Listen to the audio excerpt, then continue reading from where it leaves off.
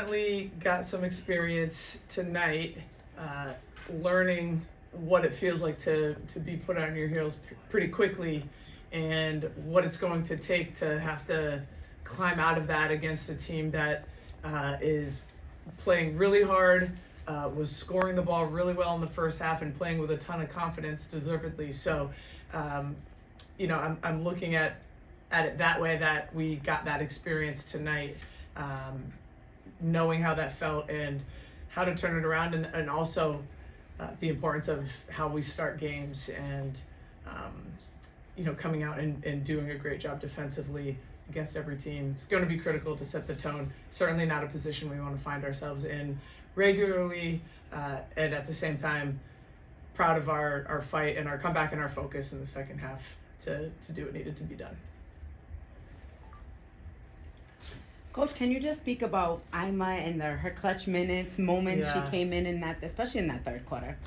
Yeah, I was actually talking with Scott Cordisci earlier today prior to the game, for his broadcast notes, and he was shooting through the roster, and he said, "Tell me about Aima," and I said, Aima has been playing so well in practices, and her growth from her first year to now, it's like I see it every day at practice, so I know how good it is.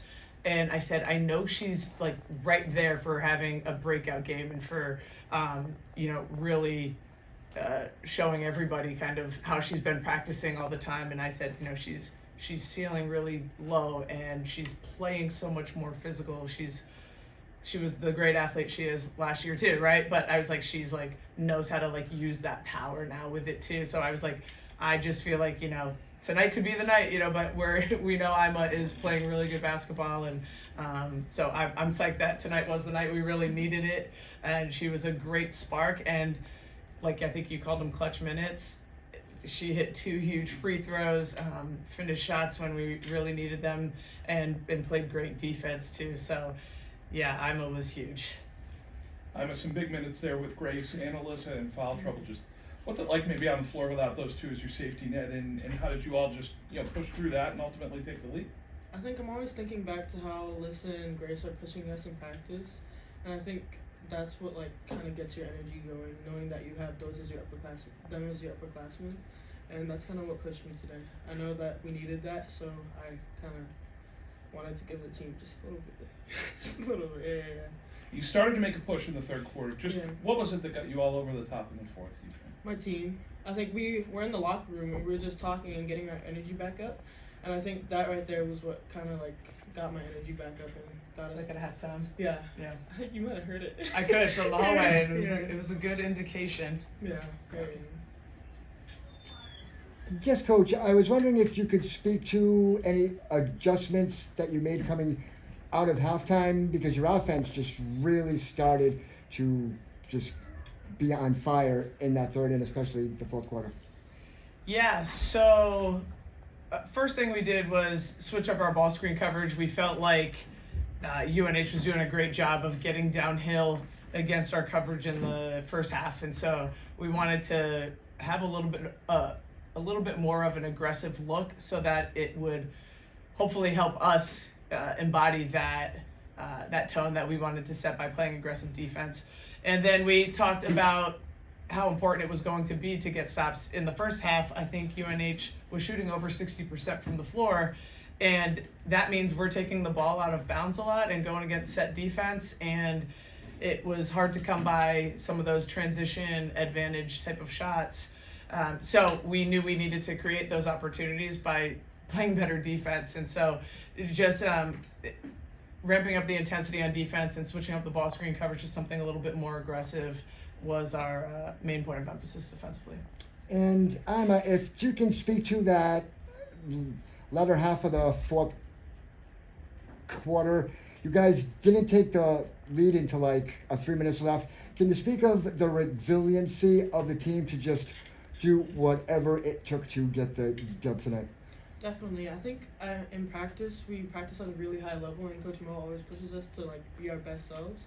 And I think practicing at that high level, whenever you're in any situation, no matter how tough it is, you're gonna be resilient because you face that resilience in practice. Coach, you had 4 plays in double figures today. Can you just speak to how it is in a game to have balanced scoring? Absolutely. It helps really take the pressure off of one or two individuals, and I think that it helps everybody's shots are a little bit easier after other people are starting to step up. I know that on the flip side, if we're keying in on one player and other people start scoring, like I think UNH did in the first half, that really stretched us out and forced us to have to rethink some things, and it made it tougher to just want to key in on one player. So anytime that everybody is contributing, it really facilitates easier shots for the whole group. And in this comeback win, what have you learned about your team heading into this road trip? I really trusted the team. I think that they're hungry. They want to play really well. They're able to identify when they're not playing up to what we think is our standard.